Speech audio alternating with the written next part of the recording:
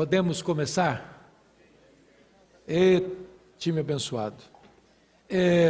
Por orientação do pastor Arival, a escola dominical propriamente dita recomeça no próximo domingo.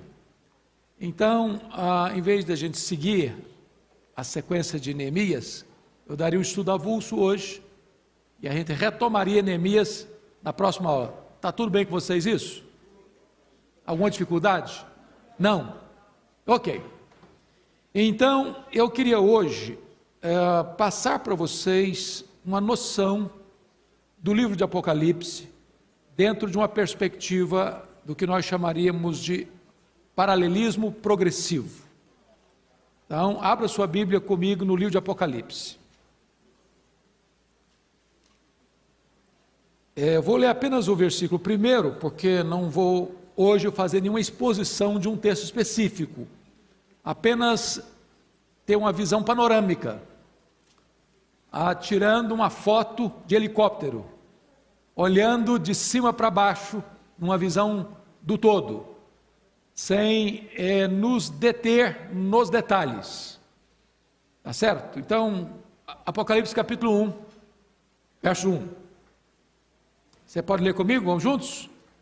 Revelação de Jesus Cristo, que Deus lhe deu para mostrar aos seus servos as coisas que em breve devem acontecer, e que ele, enviando por intermédio do seu anjo, notificou ao seu servo João.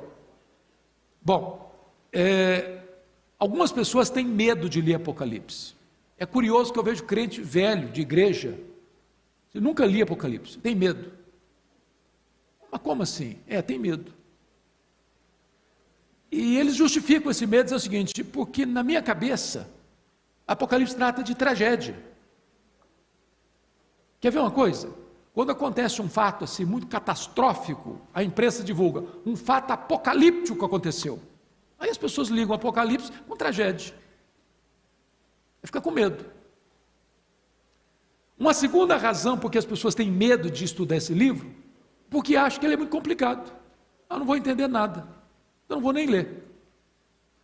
É bem verdade que o livro de Apocalipse é um livro que trata com muitos símbolos, com muitas imagens, com muitos enigmas, com muitas visões. Porém, a mensagem de Apocalipse é uma mensagem clara.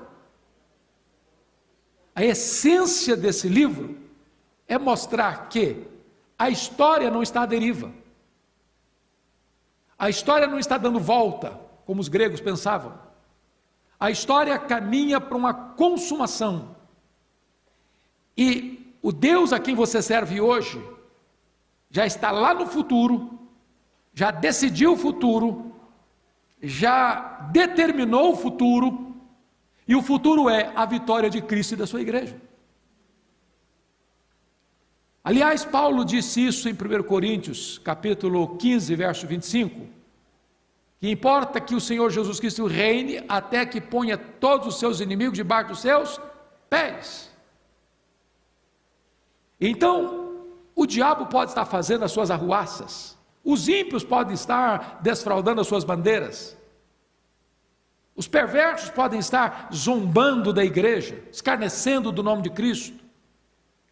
Irmãos nossos em muitos países já foram e ainda hoje estão sendo massacrados, torturados, mortos, violentamente. Porém, a vitória não está com o diabo, a vitória não está com seus agentes, a vitória não está com os ímpios, a vitória está nas mãos do Senhor Jesus Cristo e da sua igreja. Note você que Apocalipse é exatamente a palavra revelação. Apocalipse é Deus levantando a ponta do véu e mostrando para nós a vitória de Cristo e da sua igreja. É curioso que João, ao escrever Apocalipse, ele estava onde mesmo? Quem lembra? Estava na ilha de Patmos. Ele foi lá numa viagem turística? Não, ele foi deportado. Deportado por quem? Quem se lembra? Pelo imperador Domiciano. Domiciano começa a reinar em 81 e reina até 96, alguns dizem 98, quando Galba assume o governo. E esse homem que deportou João foi chamado de o segundo Nero, por causa da crueldade com que perseguiu a igreja. Foi o primeiro imperador a arrogar para si o título de Senhor e Deus. E João era pastor em Éfeso, capital da Ásia Menor. E a perseguição sobre Domiciano foi maior do que a perseguição sobre Nero. E então Domiciano deporta João, porque era o último apóstolo de Jesus vivo, os outros todos estavam mortos, e todos mortos pelo viés do martírio. Deporta João para a ilha de Pátimos, tentando calar a sua voz, e deixá-lo na velhice morrer na solidão. Mas olha como é que João começa a descrever: revelação de Jesus Cristo, que Deus lhe deu para mostrar aos seus servos. Quem pode prosseguir a leitura? As coisas que em breve devem acontecer. Preste atenção no que está escrito. Não as coisas que talvez aconteçam, não as coisas que podem acontecer, mas as coisas que devem acontecer. Qual é essa força aí? Essas coisas não podem deixar de acontecer. Essas coisas devem acontecer. Se devem acontecer, alguém maior do que os acontecimentos determina que elas aconteçam. Qual é a primeira visão que João tem? No capítulo 4, verso 1, sobe aqui, eu te mostrarei as coisas que devem acontecer. E quando ele sobe, o que ele vê? Alguém sentado no trono. Quando ele sobe, o que vai acontecer? Esse que está sentado no trono tem um livro na mão, escrito por dentro e por fora, de todo o quê? Selado com 7 selos. E ele faz uma pergunta, e ele escuta uma pergunta: mas quem, porém, é suficiente para abrir o livro e seus 7 selos?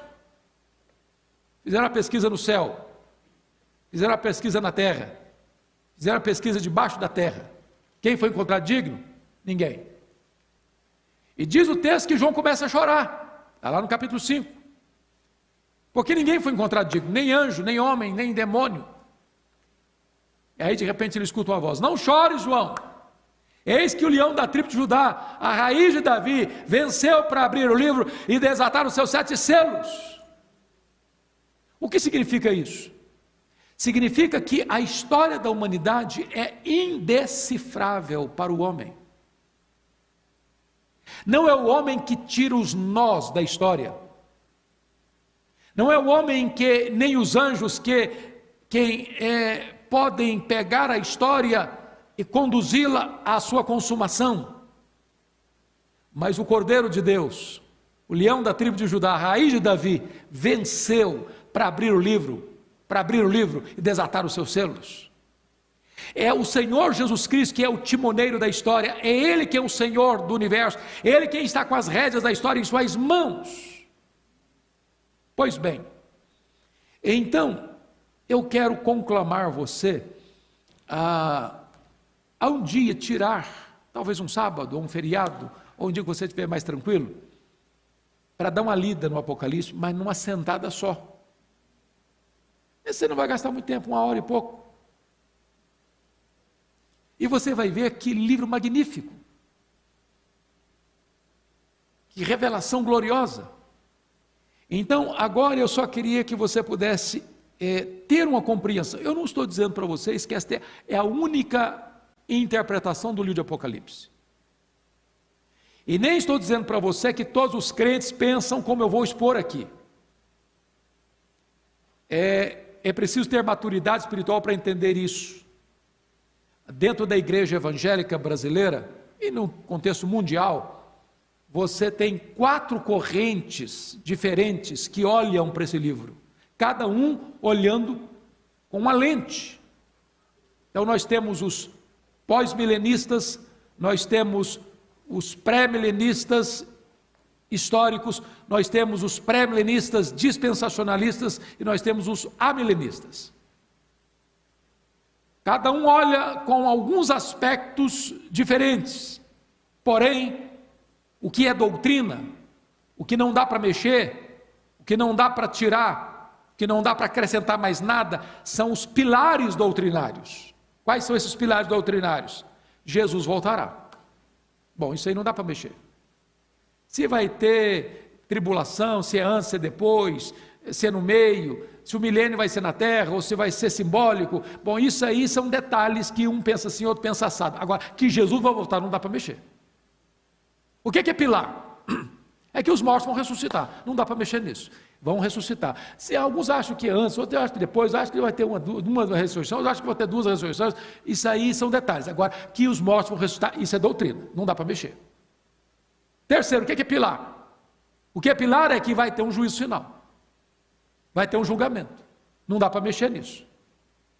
O que é pilar não dá para mexer? É que depois do julgamento, uns vão para a bem-aventurança eterna, outros vão para a condenação eterna. Não dá para mexer nisso. Então, eu hoje não vou tratar dos pilares. Hoje eu vou apresentar para vocês uma visão. Tem outras, eu vou apresentar uma visão. Ao que nós chamamos da visão amilenista. Dando uma perspectiva de entender o Apocalipse como paralelismo progressivo. O que significa isso? Significa o seguinte: esse livro está dividido claramente em 7 sessões paralelas. Primeira sessão, capítulos 1 a 3, são os 7 candeeiros, as 7 igrejas. Segunda sessão, capítulos 4 a 7, os 7 selos. Terceira sessão, capítulos 8 a 11, as 7 trombetas. Quarta sessão, capítulos 12 a 14, o levantamento, o quarteto do mal. O dragão, que é o diabo.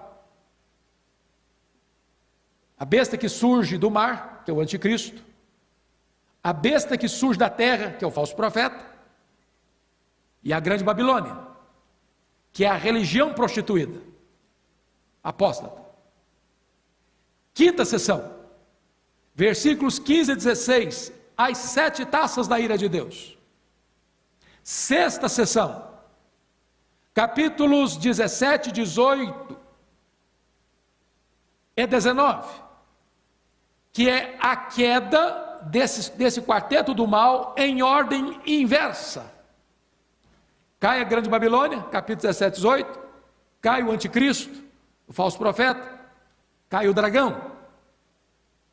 Sétima sessão paralela, capítulos 20 a 22, onde aparece o reinado das almas, aparece a segunda vinda de Cristo e o juízo, e novos céus e nova terra. Por que eu digo para você que são sessões paralelas e progressivas? Porque em cada uma dessas 7 sessões, uma verdade essencial e principal aparece. Então, você não vai ler o livro de Apocalipse como se você saísse do ponto 0 ao ponto 1000, numa linha de progressão. Você vai ler o livro de Apocalipse como sessões que superpõem. E cada sessão paralela dessa vem enfatizando a mesma verdade. Qual verdade? A segunda vinda de Jesus Cristo. A sua vitória sobre seus inimigos. Então, é nessa perspectiva que eu gostaria de hoje apresentar para vocês um panorama do livro de Apocalipse. Não é um livro difícil de entender. São 7 sessões, elas são paralelas, mas na medida que você vai avançando, elas vão ficando mais claras, e mais claras, e mais claras, e mais claras. Então, resumindo aqui, nós estamos falando de quantas sessões paralelas? 7. Então vamos recordar. Primeira sessão, capítulos 1 a 3, os 7 candeeiros, as 7 igrejas. Segunda sessão, capítulos 4 a 7, os 7 selos.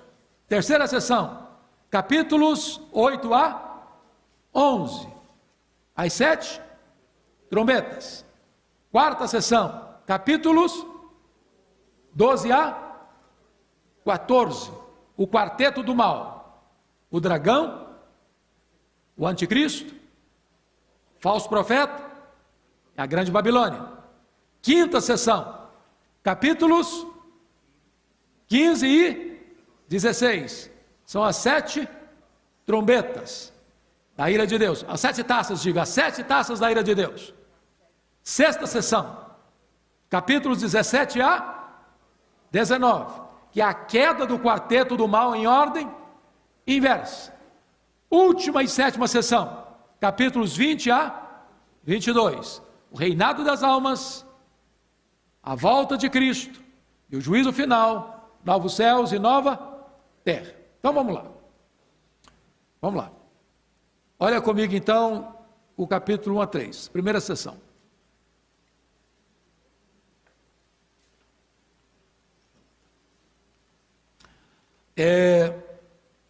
Vamos ver qual é a verdade central que aparece aqui.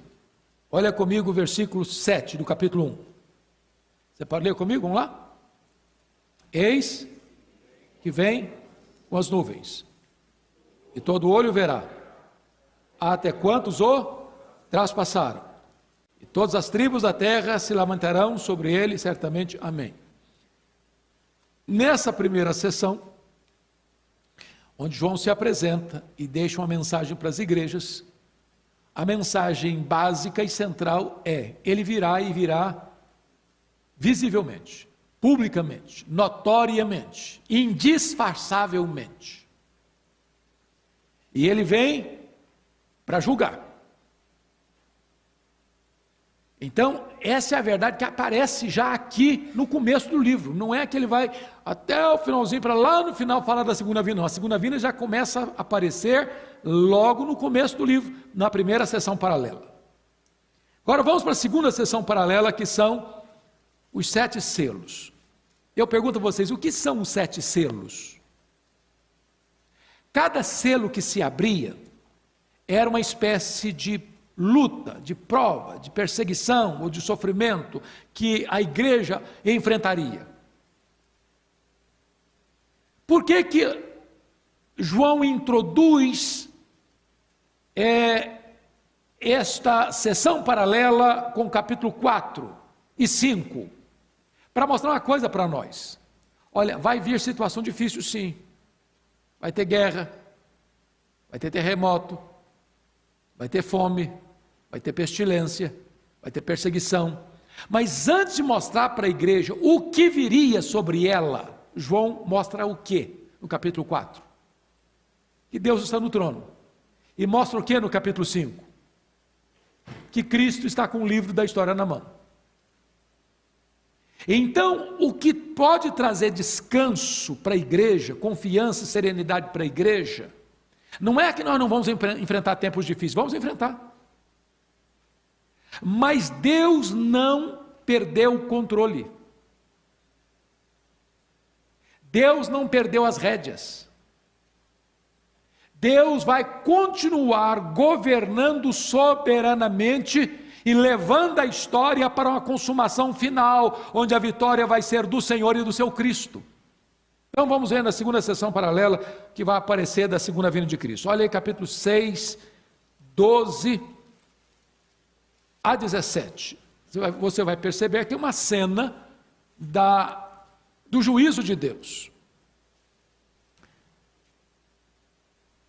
Vi quando o cordeiro abriu o 6º selo, e sobreveio grande terremoto. O sol se tornou negro como saco de crina, a lua toda como sangue, as estrelas do céu caíram por terra ou pela terra, uma figueira, quando abalada por vento forte, deixa cair os seus figos verdes. E o céu recolheu-se como um pergaminho, quando se enrola.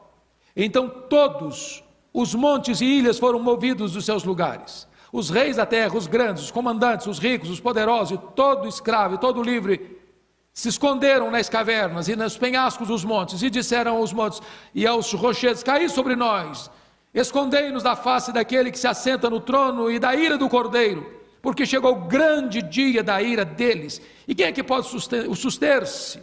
Eu pergunto a vocês, quando vai acontecer isso aqui? A resposta é: na segunda vinda de Cristo. Essa é uma cena dramática do dia de Deus, do dia da segunda vinda, Quem pode dar uma olhadinha lá no capítulo 24 de Mateus? Mateus 24, versos 29 a 31, porque, em outras palavras, é exatamente isso que está sendo escrito lá. Mateus 24, 29 a 31. Olha aí comigo. Logo em seguida, a tribulação daqueles dias, o sol escurecerá, a lua não dará mais a sua claridade, as estrelas cairão do firmamento, e os poderes do céu serão abalados. Então aparecerá no céu o sinal do Filho do Homem, e todos os povos da terra se lamentarão, e verão o Filho do Homem vindo sobre as nuvens do céu, com poder e muita glória. O que você percebeu? Que no final dessa sessão paralela dos 7 selos, o que João está fazendo? Uma descrição da segunda vinda.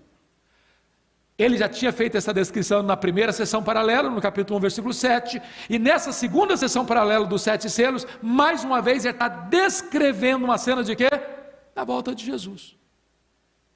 Ele não está caminhando sempre para frente, ele está voltando ao mesmo assunto, com novas ênfases, com novos aspectos, mas tocando na mesma tecla, a segunda vinda de Cristo. Qual foi a terceira sessão mesmo? Capítulos 4 a 7, agora é de 8 a 11. Como é que chama essa sessão agora? As 7 trombetas. Então está lá. Então vamos para a terceira sessão. Você vai abrir sua Bíblia comigo agora. Então vamos entender aqui, antes de ler o texto. O que significa os 7 selos? O que significa as 7 trombetas? Os 7 selos, à medida que são abertos, problemas, perseguições, sofrimento vêm sobre a igreja. O mundo persegue a igreja. O que são as 7 trombetas? As 7 trombetas são o juízo parcial de Deus ao mundo que persegue a igreja. Por que parcial? Porque agora que as trombetas estão soando, estão advertindo, Deus manda o juízo, mas o juízo vem misturado com a misericórdia. Aí você vai ver que não é toda, quando as trombetas tocam, cai no mar, cai na terra, cai nos rios, cai nos astros, cai nos homens, mas sempre uma parte, não todos são consumidos. Por quê? Porque Deus ainda hoje exerce o seu juízo no mundo caído, que persegue a igreja, mas é o seguinte: ainda tem chance para você, ainda tem chance para você, ainda tem chance para você, eu ainda lhe dou a oportunidade de você se arrepender. É por isso que trombeta é um sinal de convocação ao arrependimento. Mas será que João tratou aqui nessa sessão das 7 trombetas da segunda vinda? Vamos dar uma olhadinha? Abra lá, capítulo 11, versos 15 e 18. Versículo 15. Vamos ler o 15 primeiro. Você pode ler o 15 comigo? 11 e 15, vamos lá? O 7º anjo tocou a trombeta e houve no céu grandes vozes dizendo: o reino do mundo se tornou de nosso Senhor e do seu Cristo, e ele reinará pelos séculos dos séculos. Eu pergunto a você, quando isso vai acontecer? Quando? Na segunda vinda de Cristo. Quer uma prova disso? Abra sua Bíblia aí em 1 Coríntios 15, versos 23 a 25. Você verá isso. 1 Coríntios 15. Versos 23 a 25. Vamos ler juntos? Vamos lá? Cada um, porém, por sua própria ordem. Cristo as primícias, depois os que são de Cristo, a sua vinda. E então virá o fim, quando ele entregar o reino ao Deus e Pai, quando houver destruído todo o principado, bem como toda a potestade e poder, porque convém que ele reine até que haja posto todos os inimigos debaixo dos seus pés. Então esta é uma cena da segunda vinda de Cristo. Ele está repetindo nesta outra sessão paralela a mesma verdade que disse lá nos textos anteriores, 1, 7 e 6, 12 a 17. Mas volta comigo, por gentileza, ao capítulo 11, verso 18.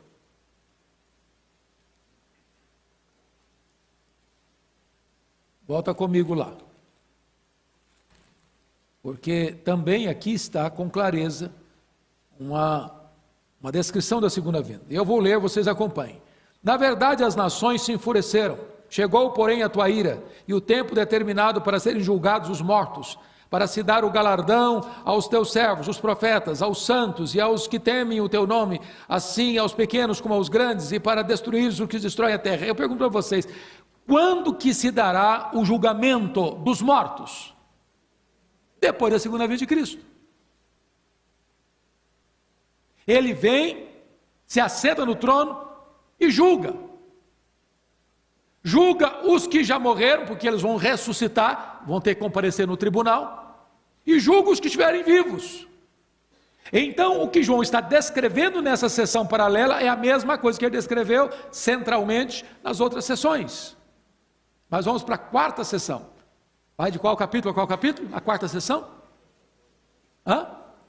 Do 12 ao 14. Essa sessão trata de quê mesmo? O levantamento do quarteto do mal. Qual é o quarteto do mal? O dragão no capítulo 12, o anticristo e o falso profeta no capítulo 13, e a grande Babilônia no capítulo 14. Qual é a mensagem central? Vamos lá agora, por gentileza, para o capítulo 14, versos 14 a 20, e você vai ver. 14 a 20. Vamos só ler para nós corrermos um pouquinho, os versículos 14 a 16. Olha aí comigo. Olhei, e eis uma nuvem branca, e sentado sobre a nuvem um semelhante a filho de homem, tendo na cabeça uma coroa de ouro, e na mão uma foice afiada. Outro anjo saiu do santuário, gritando em grande voz para aquele que se achava sentado sobre a nuvem: toma tua foice e ceifa, pois chegou a hora de ceifar, visto que a seara da terra já amadureceu. E aquele que estava sentado sobre a nuvem passou a sua foice sobre a terra, e a terra foi ceifada. Eu pergunto a vocês, quando se dará a ceifa? Em que os anjos de Deus são enviados para ceifar, para recolher os santos de toda parte, colocar no celeiro, e os outros como palha são entregues ao fogo. Quando isso vai acontecer? Na segunda vinda de Cristo. Quer um exemplo disso? Abra sua Bíblia aí. Mateus 24. Verso 31. Mateus 24, verso 31. O que está escrito aí? Vamos dar uma olhadinha? E ele enviará os seus anjos com grande clamor de trombeta, os quais reunirão os seus escolhidos dos quatro ventos de uma a outra extremidade dos céus. Ainda você pode olhar Mateus 13, 39. Dá uma olhadinha. Mateus 13, 39.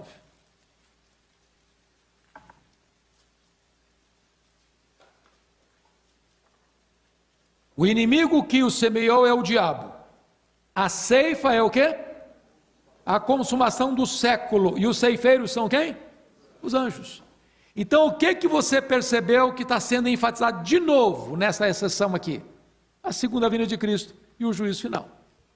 As mesmas verdades sendo repetidas paralelamente. Agora nós vamos para a quinta sessão. Volta lá para mim. Quais são os capítulos que são incluídos na quinta sessão? Vamos ver se vocês estão guardando. Capítulos 15 e 16. Agora são as 7 taças da ira de Deus. Então vamos entender uma coisa importante aqui. Se nos capítulos 8 a 11, que tratam das 7 trombetas, o juízo vem misturado com a misericórdia, nas 7 taças da ira, o juízo vem completo, sem mistura de misericórdia. Ele está tratando agora do juízo final. Ou seja, quando é... Ô irmão, faz um favor para mim, você. Vê se você... Não, essa aqui já está... Porque ela estava gelada, eu não posso tomar gelado. Se consegue uma água sem gelo para mim. Por favor. Desculpa de eu te incomodar.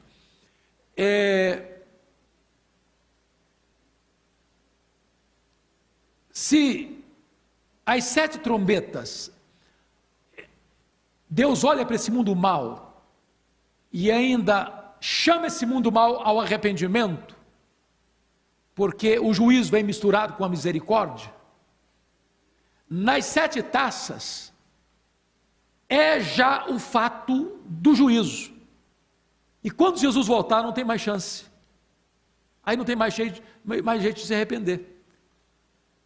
É por isso que as outras visões escatológicas enfrentam um grande problema. É porque nas outras visões, passa-nos a ideia de que existe uma espécie de segunda chamada.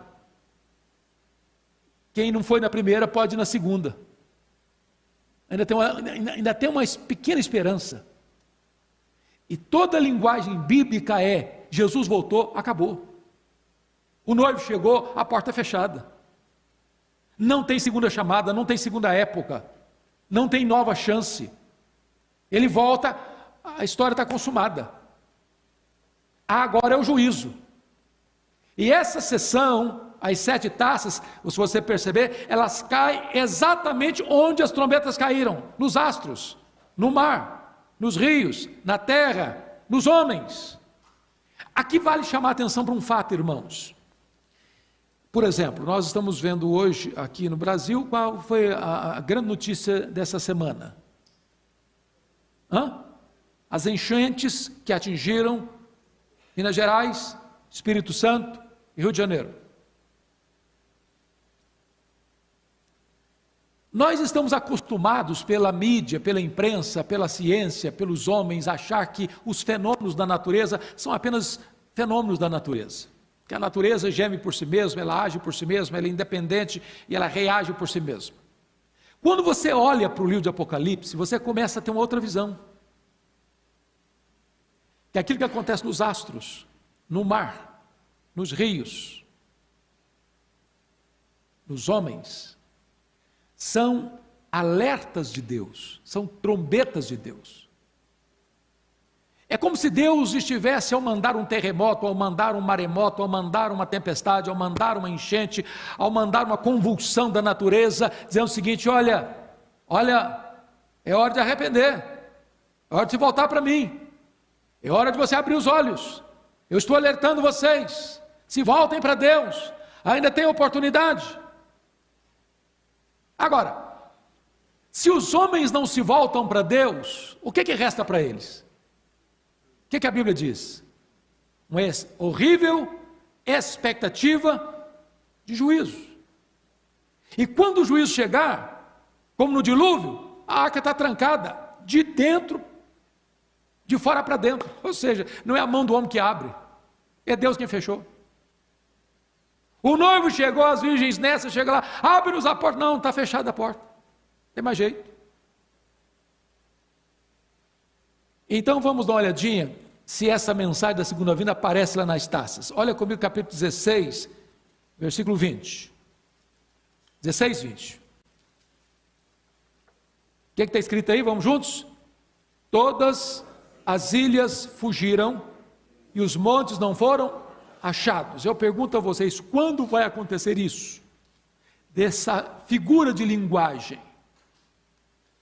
Olha comigo Apocalipse 20, 11.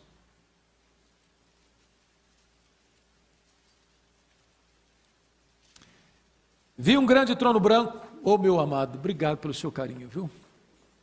Muito obrigado, viu? Se eu tomar gelado, em vez de melhorar, piora.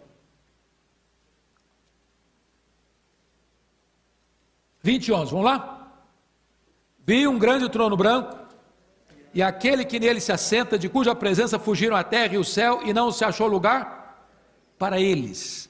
Essa figura de linguagem, as ilhas fugiram, é uma descrição do que está acontecendo aqui. Quando isso vai acontecer? Na segunda vinda de Cristo.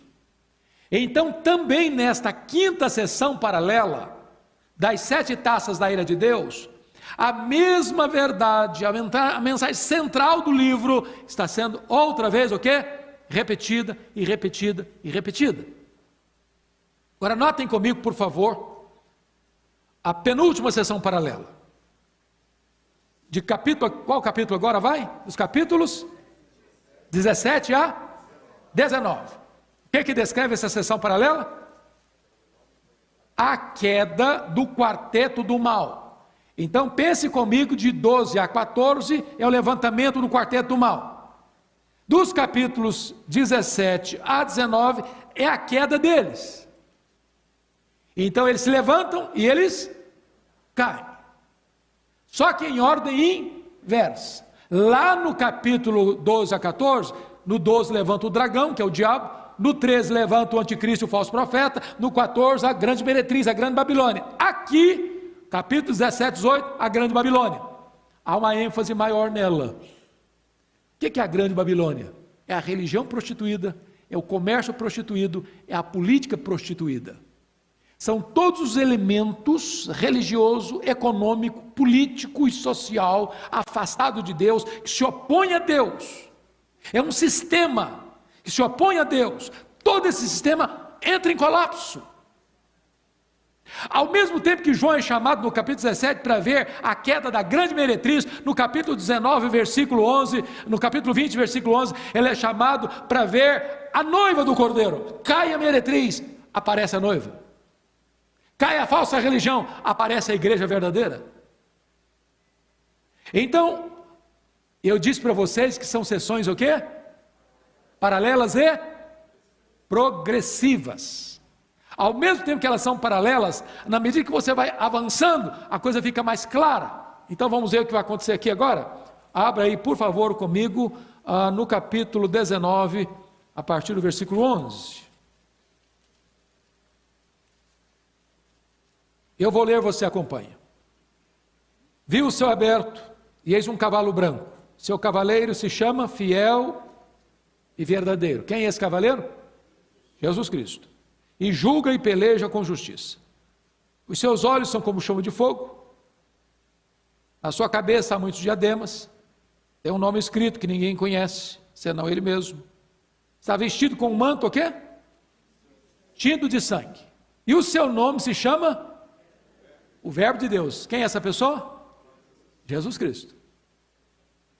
E seguiam-no os exércitos que há no céu, montando cavalos brancos, com vestiduras de linho finíssimo, branco e puro. Quem são esses? É uma descrição dos anjos e dos remidos. Preste atenção nisso. Quem foi a primeira pessoa a morrer na história? Abel.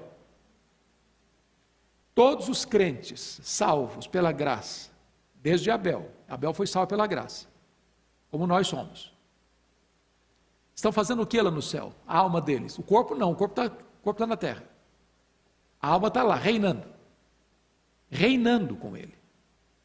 O reinado do capítulo 20 não é na terra, é no céu, portanto o milênio não é aqui não, é lá em cima. Reinado das almas, no céu.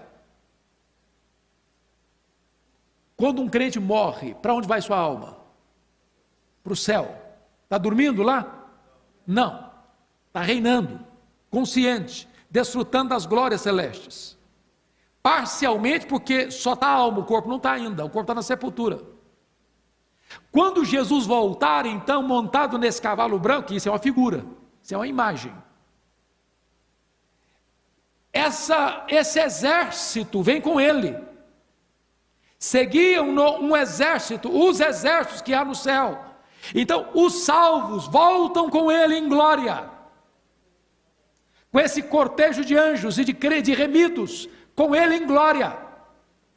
Até porque vestiduras brancas de linho finíssimo traz a ideia da justiça, que nós somos cobertos com ela, linho finíssimo.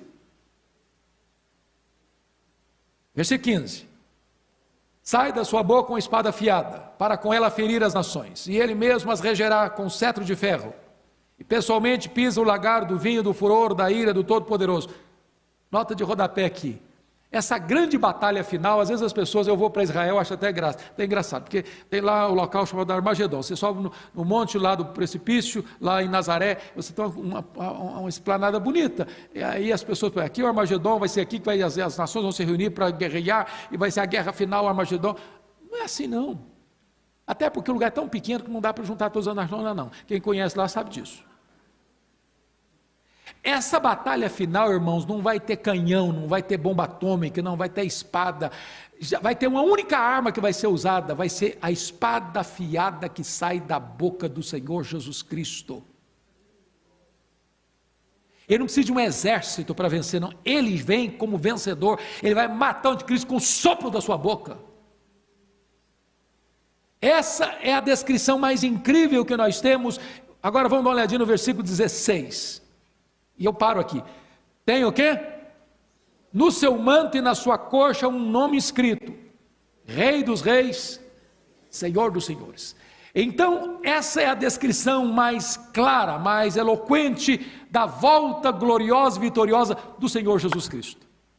Qual o assunto que ele está tratando aqui? O mesmo assunto que está tratando em todas as sessões paralelas. A segunda vinda de Cristo para o juízo final.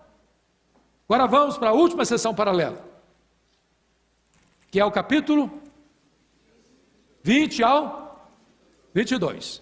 Bom, não é minha intenção tratar disso agora, mas eu preciso dizer, a cada sessão, se você perceber, ela vai da primeira à segunda vinda, da primeira à segunda vinda, da primeira à segunda vinda, da primeira à segunda vinda, da primeira à segunda vinda. Por exemplo, quando você entra para o capítulo 12, o levantamento do quarteto do mal, o quarteto do mal está perseguindo a igreja, a mulher ali não é Maria, a mulher ali não é a igreja. Alguns acham que a mulher ali é a mãe do Senhor, nosso Salvador. Não, ali a mulher é uma representação da igreja. Mas depois ele quer matar, a intenção do dragão era matar quem? O filho da mulher. Era matar Jesus. Não consegue matar Jesus, persegue a igreja. Está falando de quê? Da segunda vinda ou da primeira vinda aí? Da primeira vinda. Vai até a segunda vinda. Então, quando você começa a sessão paralela do verso 20, embora no capítulo 19 você teve uma descrição da segunda vinda, o 20 retorna à primeira vinda. Não é uma sucessão cronológica da segunda vinda, mas um retorno à primeira vinda. Se não, vejamos. O que é que você começa a ver no capítulo 20? Então vi descer do céu um anjo, tinha na mão a chave do abismo e uma grande corrente. Ele segurou o dragão, a antiga serpente, que é o diabo, Satanás, e o prendeu por quantos anos? 1000 anos. 1000 anos. Lançou no abismo, fechou e pôs selo sobre ele, para que não mais enganasse as nações, até que se completasse os 1000 anos. Depois disso é necessário que ele seja solto por um pouco tempo. Então, vamos pensar só um pouquinho aqui. Eu estou de olho no relógio, porque eu preciso parar, pelo menos faltando uns 20 minutos, porque tem ensaio. Vamos entender uma coisa. Essa é uma linguagem figurada ou uma linguagem literal? É uma linguagem figurada. O diabo é o quê? Ele é um anjo caído. Ele é um espírito. Eu pergunto a você, você consegue prender um espírito com a corrente, um cadeado?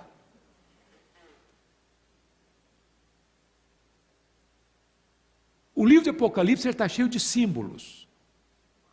E você precisa entender os símbolos para você não chegar a conclusões erradas. Para você entender o que é a prisão de Satanás, você precisa entender uma coisa. Você precisa pegar textos que tratam desse assunto. E quando a Bíblia fala da prisão de Satanás, está lá nos evangelhos. Que o diabo é um valente. E o diabo tem uma casa. E o diabo tem bens. E ele guarda em segurança todos os seus bens. E a pergunta é, que bens são esses? São as pessoas. E aí um mais valente do que ele, quem é o outro mais valente do que o diabo? O Senhor Jesus Cristo. Vai lá, pega esse valente, tira-lhe a armadura, panóplia, a panóplia dele, tira a armadura em que ele confiava. Prende-o, amarra-o, e lhe divide os despojos, ou seja, você e eu, antes da nossa conversão, sabe onde nós estávamos? Na casa do valente. Atos 26, 18, na potestade de Satanás. Colossenses 1,13, no império das trevas. Sabe o que foi a sua salvação, a sua conversão? Missão resgate. O Senhor Jesus foi lá na casa do valente, tirou a armadura do valente, amarrou o valente, arrancou você das mãos do valente e tornou você o quê? Livre, e transportou você para um outro reino, o reino da luz. Então, em que sentido Satanás está preso? Porque entendemos que este milênio é exatamente esse período que vai da primeira à segunda vinda de Cristo. Ele está preso no sentido de que Satanás não pode impedir que aqueles que foram escolhidos por Deus, ao ouvir o Evangelho, sejam salvos. Em outras palavras, o plano de Deus não pode ser frustrado. Irmãos, nós cremos no Deus que é soberano. O diabo não tem condições de ser alguém que frustre o plano de Deus. Não, vitoriosamente, não. O nosso Deus cumprirá o seu propósito vitoriosamente. Agora olha comigo a cena que segue em seguir no versículo 4. Vi também tronos, e nesses sentaram-se aqueles os quais foi dada a autoridade de julgar. Vi ainda as almas dos decapitados, por causa do testemunho de Jesus Cristo. E aí eu pergunto a você, onde essas almas estão reinando? No céu. A palavra trono aparece no Apocalipse 46 vezes. Só 3 vezes esse trono está na terra, só 3 vezes. E quando o trono está na terra, é o trono de Satanás e o trono do anticristo. Nunca o trono de Deus. O trono de Deus está onde? Está no céu. As almas estão reinando com ele aonde? No céu. Desde quando? Desde o primeiro homem que morreu, desde Abel. Onde está Abel hoje? No céu. Deus não é Deus de mortos, Deus é Deus de vivos. É por isso que não fala o defunto Abel, é o Abel. Você não fala o defunto Abraão, é o Abraão. Ele está lá. O que morreu foi o corpo, mas morreu, numa linguagem bíblica, dormiu, que vai ressuscitar, vai acordar, vai ressuscitar. Então, a pergunta é, nessa última sessão, tem alguma evidência da vinda de Jesus e do juízo final? Tem, olha o capítulo 11, capítulo 20, a partir do versículo 11. Olha aí. Vi um grande trono branco, e aquele que nele se assenta, de cuja presença fugir a terra, o céu, e não se achou lugar para eles. Vi também os mortos, os grandes, os pequenos, postos em pé diante do trono. Então se abriram os livros. E eu pergunto a vocês, essa cena do juízo final aqui, dos livros abertos, do tribunal, do trono branco, vai acontecer quando? Quando Jesus voltar. Mateus, capítulo 25, a partir do 36 ao 41, quando o Filho do Homem vier na sua majestade e glória, se assentará no seu trono e julgará as nações. Então, eu quero concluir dizendo o seguinte para vocês.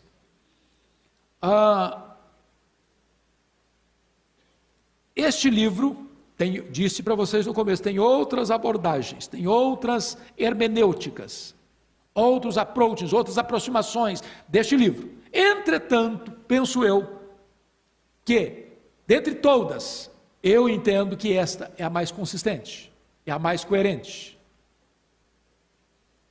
é a que se coaduna melhor com o todo das Escrituras, é a que traz para nós também um senso maior da soberania de Deus, que está no trono e governa, e que, embora você vê o mundo hoje, para o cenário hoje, você vê o mal prevalecendo, você vê os ímpios cheios de empáfia, você vê os poderosos deste mundo investindo em causas perversas.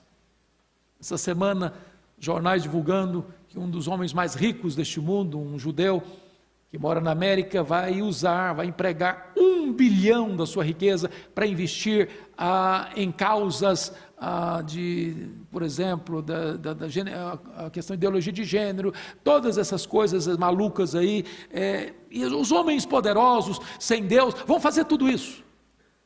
E você não precisa ter medo, uma vírgula, de que Deus está assustado com isso, de que Deus ficou enfraquecido com isso, de que Deus não sabe o que fazer. Estou sabendo agora que a questão lá da blasfêmia da Porta dos Fundos vai ser fichinha diante de uma das escolas de samba do Rio de Janeiro. E eu quero dizer para você que isso não abala uma vírgula o trono de Deus. Isso não mexe nada com a soberania de Deus. Deus está tirando o pé do freio. E quando Deus tira o pé do freio, sabe o que acontece com o ímpio? Ele vai de cabeça para o abismo. Esse já furda na lama. E Deus continua Deus. E Jesus continua no trono. E a igreja de Deus continua vitoriosa. Nós não precisamos ter medo. O nosso Deus está no trono. O Cordeiro está com o livro nas mãos. E Ele está conduzindo a história para uma consumação final. Louvado seja o Senhor. E nós estaremos com Ele para sempre, e sempre, e sempre.